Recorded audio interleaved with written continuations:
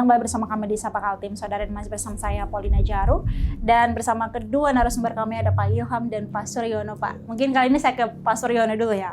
Baik, tadi sudah disinggung sedikit di awal tentang koleksi ya Pak. Tapi sebelum kita masuk ke koleksi yang ada di Museum Kodam Anamula Warman, saya sempat membaca Wikipedia ya sebelum saya membuat pertanyaan Pak. Itu mengatakan bahwa di museum itu ada benda sejarah, arkeologi, dan heraldika, betul Pak ya?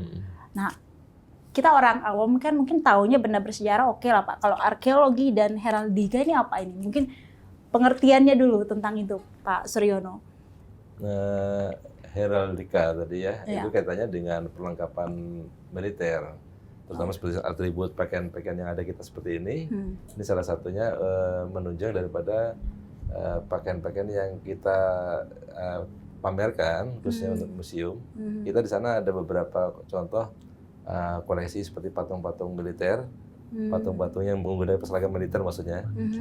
Baik itu dari pakaian TNI yang berpakaian PDH misalkan contohnya, atau PDL, atau juga di situ juga ada contoh lagi Ibu Persit contohnya itu, termasuk tentara wanita, ada peluang Kowat ya. Jadi inilah salah satu heraldika yang kita memiliki, yang kita pamerkan, kita pajang untuk dikenal oleh lapisan masyarakat kita.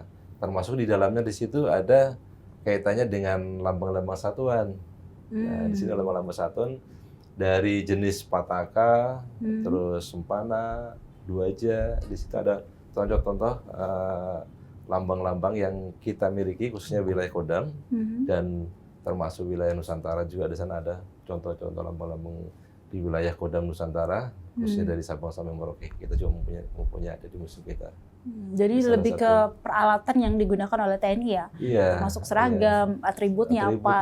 Perlengkapannya, termasuk lambang-lambang yang ya di seluruh wilayah Kalimantan. Kita kan di sana ada yang namanya Pataka itu, lambang-lambang Pataka itu yang kita miliki, khususnya untuk yang kita miliki untuk Kodam, lambang Kodam, itu kita simpan di museum juga. Nah, termasuk di dalamnya juga ada yang lambang-lambang Tunggul, misalnya contohnya Tunggul dan Sempana, itu kita buat yang kecil, miniaturnya saja.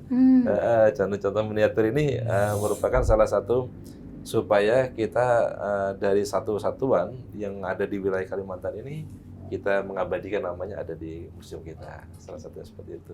Nah, kalau miniatur gitu buatnya di mana Pak? Pasti ada tempat khusus ya? Betul, karena kita melihat tempatnya terbatas ya, di ruang kita terbatas, jadi dari mereka masing-masing satuan yang ada di batalion itu, mereka mengirimkan contoh-contoh bendera miniatur yang kecil bentuknya. Jadi kita kumpulkan di seluruh wilayah, kita pajang di museum kita seperti itu contohnya. Jadi tidak sembarang tempat ya Pak ya untuk membuat miniatur khusus. Miniatur ini pun dibuatnya harus oleh TNI juga berarti ya? Iya betul, mereka yang membuat sesuaikan dengan lambang mereka satuan masing-masing. Kemudian kalau yang arkeologi Pak, arkeologi ini kan kayaknya lebih ke benda bersejarah ya, yang jadi bahan penelitian orang zaman dahulu. Nah, yang ada di Museum Kodam Anamula Warman ini apa yang untuk jenis arkeologi ini Pak? Betul sekali, arkeologi itu kaitannya dengan kemarin ada dari BPK bersama beliau kemarin sempat ada penelitian Pak Ilham ya, mungkin bisa lebih jelas untuk ya boleh. Kalau untuk arkeologi sendiri itu kan kita ada beberapa benda sama senjata juga sih, karena kan di depan museum itu ada 2 meriam. Itu meriam peninggalan dari Inggris itu. Keduanya Inggris. Sebelumnya kan ada statement dari kami juga menyampaikan yang satu dari Australia, yang satu dari Inggris. Nah, setelah diadakan penelitian lagi di situ ternyata itu buatan dari Inggris keduanya. Itu dibuat tahun 1943. Penelitiannya di mana? Di museum. Oh, di mereka museum melihat dari mulai jenis. Yang diundang dari mana? Dari Balai Pelestari Kebudayaan. BPK 14, wilayah 14. Ya, sebelum mereka melaksanakan konservasi, mereka kan melakukan observasi dan pendataan. Dari mulai data jenisnya apa, tahun pembuatannya, negaranya mana. Mereka melihat dari corak setnya, kemudian dari jenis apa modelnya, bagaimana, terus dari mulai panjang, lebar, berat, diukur sama mereka dengan teliti itu, sampai dengan cat awalnya dikikis sama mereka. Oh, ini cat awalnya ternyata warna hijau lumut, hijau apa, Yeah. hijau agak tua gitu, bukan seperti itu ternyata. Oh, saya juga baru tahu di situ karena bukan bidang saya kan, seperti Yeah. itu. Jadi itu sebagai contoh sih dari bidang penelitian mereka. Dan kedua meriam itu juga termasuk cagar budaya juga sudah didaftarkan ke cagar budaya. Jadi yang masuk arkeologi adalah yang peninggalan zaman dahulu ya, Iya. seperti itu ya. Selain meriam apa lagi yang ada di museum, Pak? Untuk sebentar saya ingat, Pak. Senjata Kecil benar, Iya. itu yang hasil Senjata rampasan SMS. perang. Kemudian ada yang Mac, senjata otomatis, di situ ada Mac, kemudian ada mortir itu. Ada beberapa lagi sih. Berarti senjatanya yang pada saat itu digunakan oleh tentara yang menjajah ya, Belanda ataupun betul, Jepang ya. Betul, ya. Betul. Artinya bukan produk lokal, bukan produk Indonesia. Nah dari zaman itu diteliti lagi, berarti ini dari mana, tahun berapa gitu. Betul. Jadi itu senjata meriam itu masuk ke arkeologi gitu ya, Pak ya. Jadi intinya di sini kan kita menampilkan yang ada nilai sejarahnya, Mbak.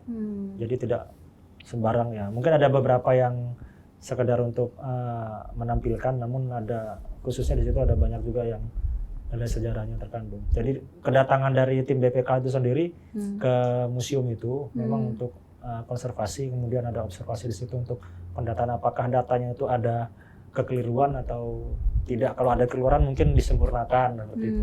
Ini tuh ada durasi visitnya berapa kali atau memang diundang baru ada tim BPK yang meneliti atau bagaimana? Bukan diundang sih, Mbak. Jadi mereka memang mengajukan surat untuk melaksanakan penelitian. Gitu. Dari mereka. Observasi ya. Ke museum-museum ya, salah satu Ke museum kita. Ke semua sih, ke cagar budaya. budaya. Meriam, ke mana? Ke bunker Jepang, ke mana, ke meriam-meriam lain sih, meriam-meriam yang ada di Marconi. Tapi meriam yang ada di depan itu sama dengan yang ada di puncak? Berbeda, Mbak. Beda ya? Beda. Bedanya di apa itu, Pak? Soalnya kita biasanya juga sering liputan di meriam yang di Balikpapan Barat ya, yang di puncak ada dua. Memang diantaranya penelitian itu para BPP ya, dari BPK itu kan salah satunya juga melihat atau menelusuri keberadaan meriam-meriam dari mana saja kan gitu kan.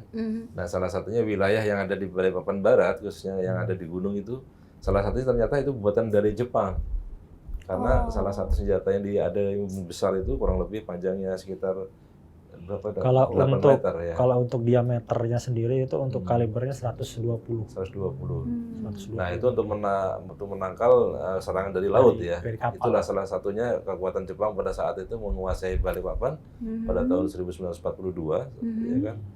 Kurang lebih 3,5 tahun menguasai kota Balikpapan sehingga Sekutu marah, maka dibalaslah Balikpapan dibombardir oleh Sekutu. Dari situ pun kelihatan ya, maksudnya dari kalibernya ketahuan ini punya siapa. Betul sekali. Dari jenis pembuatnya, dari pabrik pembuat, perusahaan pembuatnya, Mbak. Kalau untuk yang di museum kami itu yang dipakai oleh Sekutu. Jadi lawannya Jepang gitu. Kalau yang di atas itu yang di Gunung Meriam itu punyanya Jepang. Dan memang pada saat itu pakainya di situ posisinya ya. Posisinya di depannya museum. Bukan. Right. Saya pikir berarti diangkut ke situ ya, Pak. Diangkut ke situ. Saya pikir lokasinya pada saat itu di situ memang. Kalau untuk diketemukannya di kilometer 3, Jalan Soekarno-Hatta kilometer 3. Oh, oke. Di situ lokasinya ya. Tapi kalau yang punya Jepang itu memang dari dulu di situ ya. Karena di situ ngarahnya ke laut. Betul. Iya, betul. Tempat memang pertahanannya Jepang di situ. Oke. Kemudian Pak, kalau benda sejarah apa yang ada? Karena kayaknya tadi Bapak ada mention juga Mandau ya. Iya. Dan mungkin orang awam di luar sana, orang yang bukan Kalimantan tidak mengerti Mandau itu apa. Ya, mungkin bisa dijelaskan Pak Ilham atau Pak Suryono. Silakan. Ya udah saja. Oke. Itu untuk Mandau ya. Mandau sana kan ada 3 ya. Yang besar ada 2, yang kecil ada 1. Jadi Mandau ini mau bahas yang mana nih? Yang terbaru kah apa yang mana? Dua-duanya juga boleh. Bisa. Karena saya juga penasaran. Ini yang pertama diambilnya dari mana, yang keduanya diambil dari mana? Pasti tempatnya berbeda dong, Pak ya. Tidak mungkin satu tempat kan diambil. Kalau yang pertama itu yang pemberian dari Pangdam itu dari Kalimantan Tengah. Dari Kalimantan Tengah itu dari suku Dayak Kenya. Kemudian untuk yang merah, untuk yang baru yang kemarin saya ambil itu dari Jembayan, dari Kutai Kartanegara. Itu pemberian dari Panglima Mandau dari Lamin 1001 Mandau. Itu ada ininya juga sih, ada kisah uniknya juga sih. Saya main-main ke sana kan. Saya minta izin kepada Panglima, Bapak Panglima, jika berkenan apakah mungkin ada kenang-kenangan untuk museum kami. Kalau memang berkenan mungkin saya boleh minta satu mandaunya untuk museum. Oh iya boleh, tapi nanti saya rembukan dulu. Gak apa-apa Pak, yang kecil aja. Kemudian sekitar 2 mingguan saya ditelepon, Pak, yang besar aja mau. Langsung saya, senang sekali gitu. Dengan sangat riang gembira saya. Karena kan kita kan kalau memang bisa yang besar kan, kalau bisa yang besar kenapa yang kecil itu gitu kan. Dan juga meriam. Mandau yang merah itu tuh termasuk ini Pak, mandau yang bekas Museum Rekor Indonesia tahun 2021. Itu karena ada yang lebih besar lagi, sama mereka mungkin daripada di sana kurang perawatan diberikan ke kami seperti itu. Tapi mandau itu sendiri apa Pak Ilham? Iya, karena kan tadi belum dijawab. Iya. Mandau itu kan senjata tradisional dari suku Dayak. Jadi mereka itu untuk digunakan untuk berperang, mungkin berburu. Biasanya tuh mereka setiap orang atau setiap setiap ksatria atau bagaimana itu mereka memiliki dua mandau. Mereka pasti bawa 2. Nah kalau untuk mandau yang besar itu sendiri sebenarnya itu hanya untuk pajangan saja, Mbak. Bukan untuk dipakai untuk perang, namun untuk pajangan. Untuk, sekedar untuk apa hiasan namanya? Hiasan lah. Artinya yang punya itu orang petinggi ya, bisa dikatakan begitu ya Pak ya?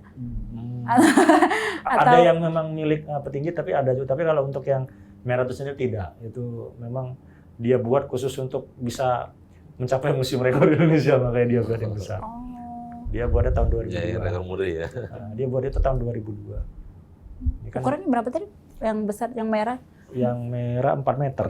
4 meter ya, yang kecil 2 meter. Hampir 3 meter itu. Yang merah itu namanya Raja. Naga Merah dari Selatan. Naga Merah dari Kalsel berarti? Dari beliau begitu, jadi diberi nama Naga Merah dari Selatan. Kenapa namanya Naga Merah dari Selatan? Setelah saya tanya, jadi dia adalah suku Dayak dari Kalimantan Selatan. Bapak saya lupa nama Panglima Mandau. Panglima Mandau itu dari Kalimantan Selatan. Jadi jabatan dia di situ tuh adalah seperti panglimanya pembuat senjata. Jadi saya juga baru tahu ternyata di suku Dayak itu ada panglima sendiri. Juga ya. Ada panglima pasukan, ada panglima pembuat senjata, ada panglima gitu.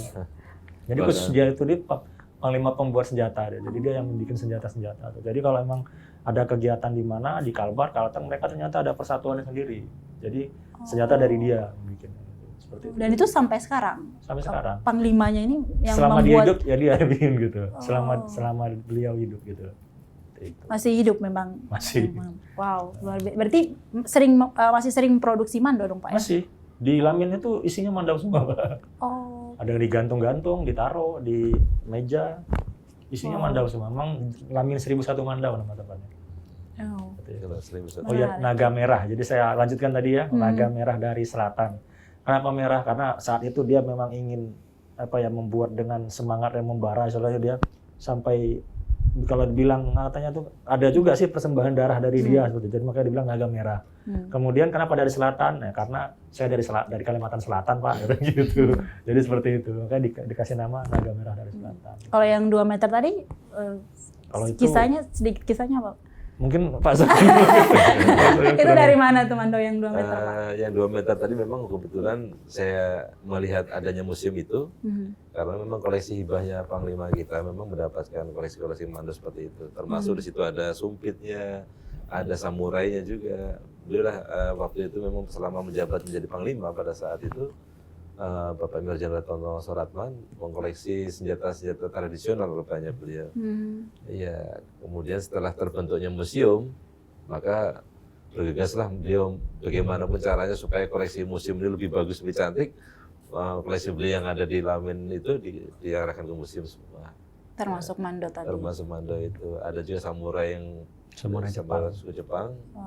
Termasuk ada sumpitnya juga. Terus tameng dan rompinya itu punya mereka. Jadi disitulah salah satu koleksi yang dimiliki oleh Panglima kita.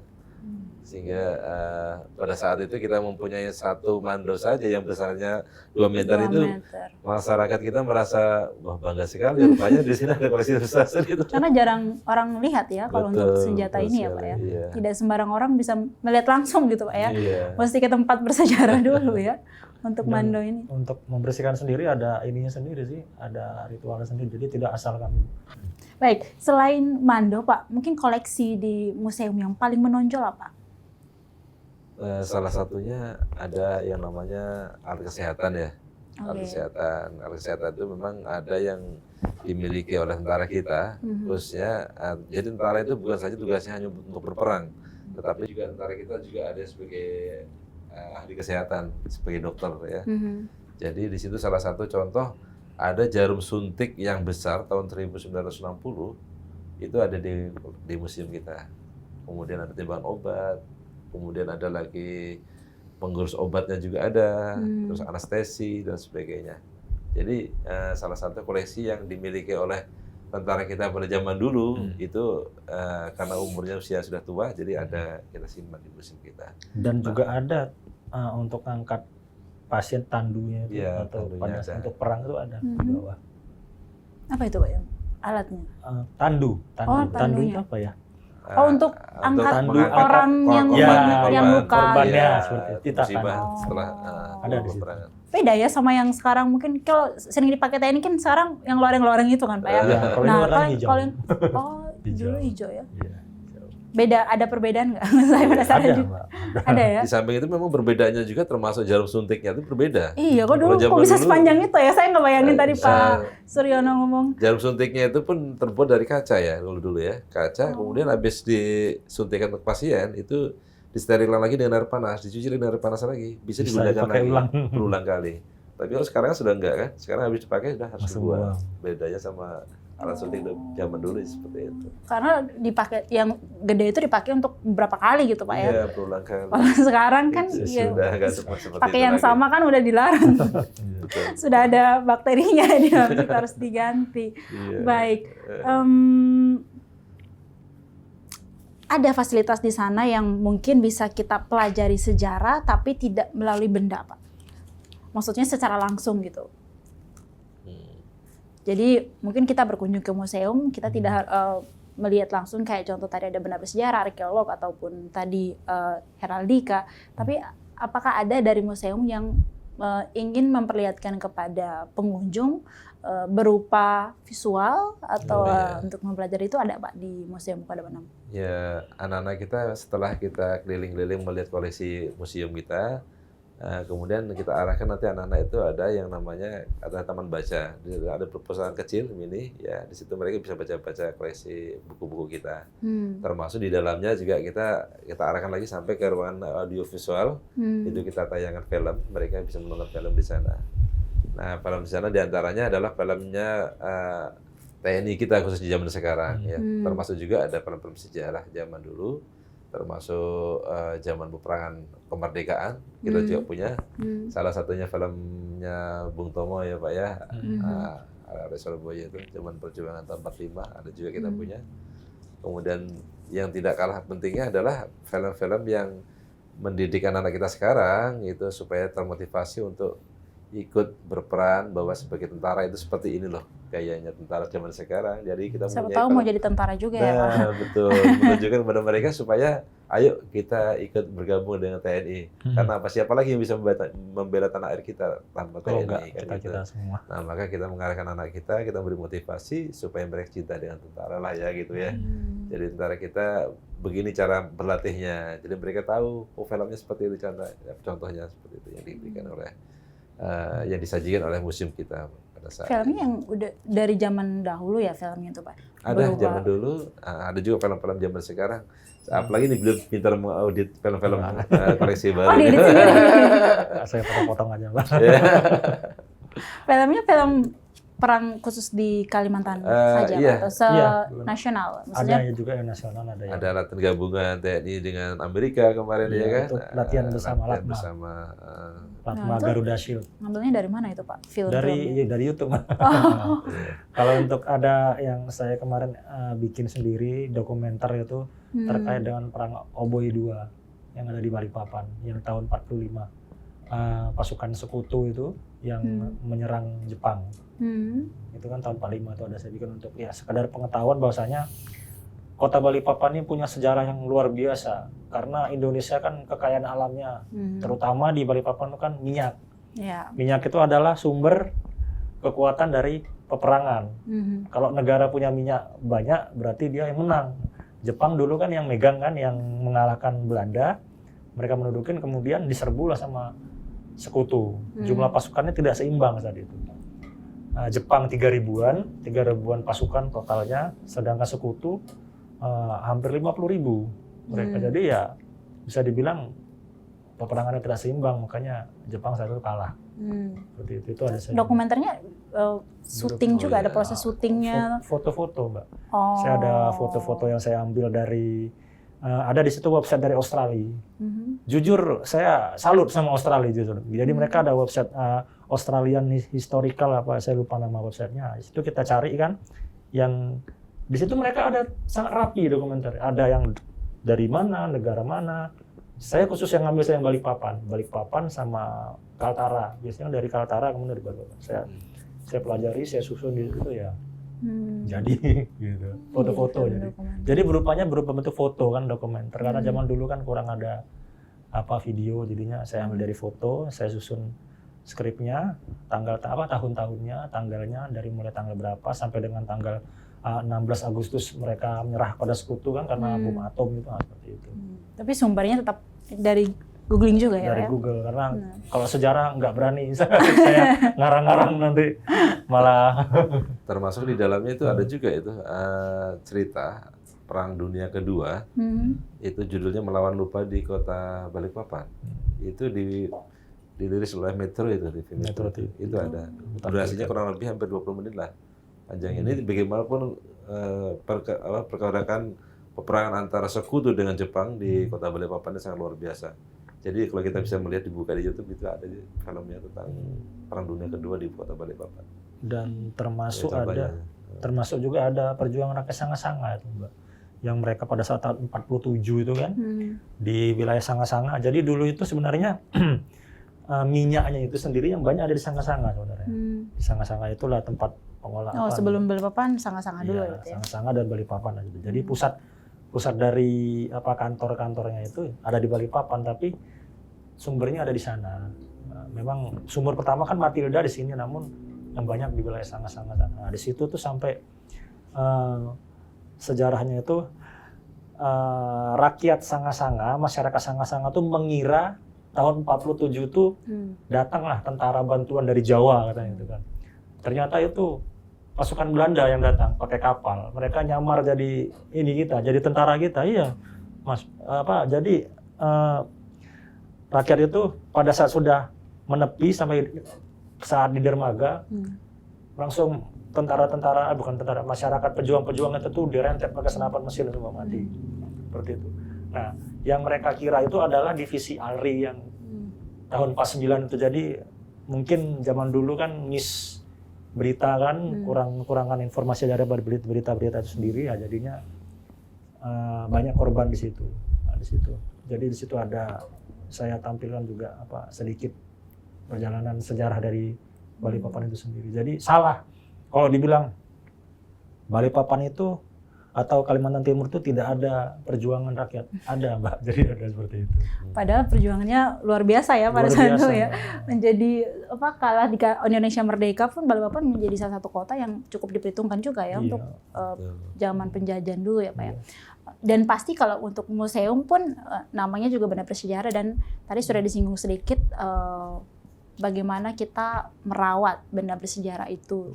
Tadi Mando mungkin nanti kita akan ngobrol lebih jauh untuk benda bersejarah lain kayak suntik atau apapun. Tadi kan pasti ada perawatan khusus, betul ya Pak Ilham dan Pak Suron. Kita ngobrol lagi usai jeda ya Pak. Oh iya. Dan saudara jangan kemana-mana, tetap bersama kami di Sapa Kami.